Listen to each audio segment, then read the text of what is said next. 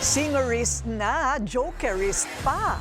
Sa kabila ng mga issue sa politika, nakuha pang magpakitang gilas at magbiro ni PBBM sa ilang public events. Nagbabalik ang ating Mojo Ivy Reyes.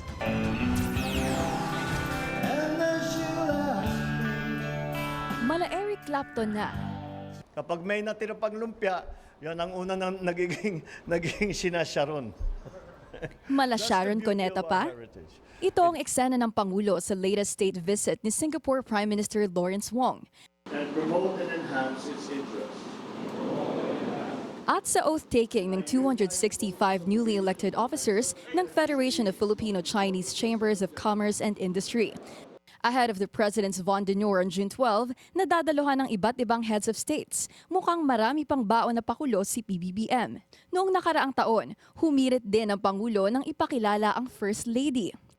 And of course, probably someone who you are actually more familiar with and spend more time with than myself, the First Lady Lisa Araneta Marcos. At sino bang makakalimot sa eksena ng Pangulo nang i-anunsyo niya ang balasahan ng kanyang kabinete? Honorable members of the cabinet. Teka, may laman pa ba yung kabinete ko? Who am I addressing now?